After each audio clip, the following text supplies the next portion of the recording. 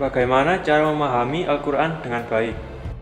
Oke, jadi memahami Al-Quran itu penting sekali karena ketika kita kurang memahami Al-Quran, maka jadinya bisa melakukan kesalahan dalam melaksanakan Al-Quran. Di dalam Al-Quran ada ayat-ayat muhkamat, ayat-ayat yang jelas maksudnya, dan ada ayat-ayat yang mutasabihat, ayat yang tidak semua orang bisa mengerti maksudnya. Ada ayat-ayat yang bersifat khos, bersifat khusus karena situasional. Ada ayat-ayat yang bersifat am, ayat-ayat yang sifatnya umum, bukan karena sebab.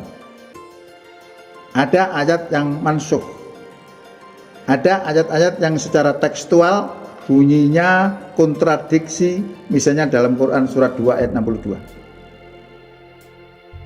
Disebutkan di situ innalladzina amanu walladzina hadu wan nasara wasabiina man amana billahi wal yaumil akhiri wa amila sholihan falahum ajruhum 'inda rabbihim wala khaufun 'alaihim walahum yahzanun. Sesungguhnya orang-orang yang beriman, orang Yahudi, orang Nasrani, orang Sabiin, siapa saja di antara mereka yang beriman kepada Allah, beriman kepada hari kiamat dan beramal soleh, falahum ajruhum inda rabbihim, maka pahalanya ada di sisi Tuhan mereka.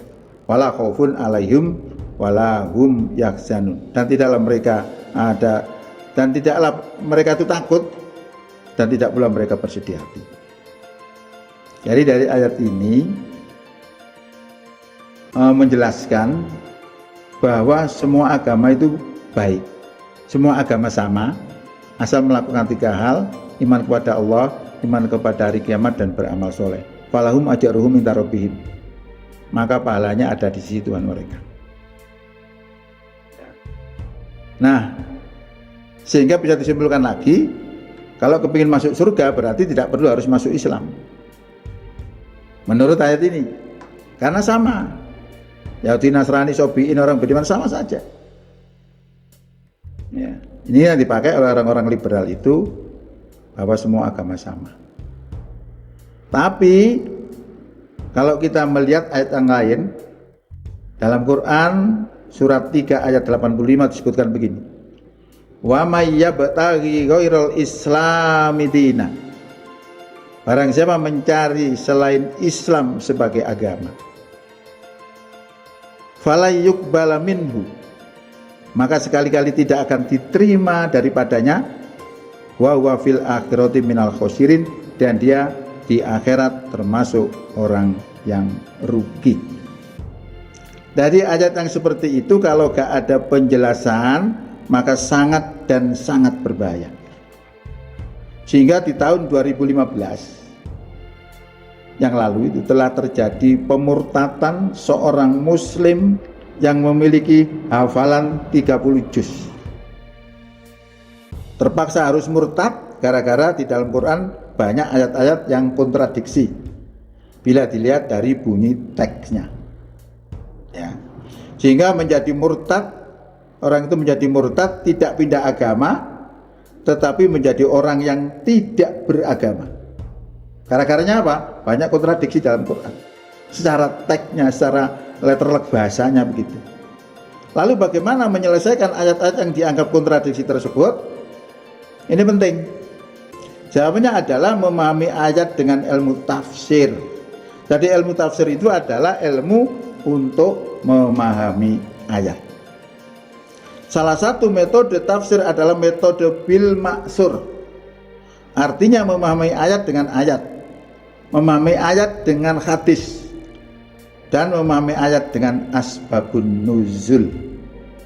Sehingga ketika ayat tersebut kita pahami dengan metode tafsir, maka pengertiannya akan berbeda dengan apabila dipahami secara letterlek bahasa. Oke. Sebagai contoh, Quran surat 2 ayat 62 tadi, secara pengertian bahasa, teksnya memiliki pengertian bahwa semua agama itu sama, asal melakukan 3 hal, yaitu iman kepada Allah, iman kepada hari kiamat, dan beramal soleh. Sehingga dapat disimpulkan bahwa semua agama itu sama, dan kalau kepingin masuk surga tidak perlu harus masuk Islam. Ada ayat-ayat yang memiliki asbabun nuzul, ada yang tidak memiliki asbabun nuzul. Nah, ini penting bagi kita untuk memahami Quran itu dengan ilmu yang namanya ilmu tafsir, ilmu untuk memahami ayat. Jadi antara terjemah dan tafsir itu beda. Contoh ya, dalam Quran disebutkan begini, fawailul lil ladzina yaktubuna bi aydihim. Celakalah orang yang menulis kitab dengan tangannya. Itu bunyi teksnya seperti itu.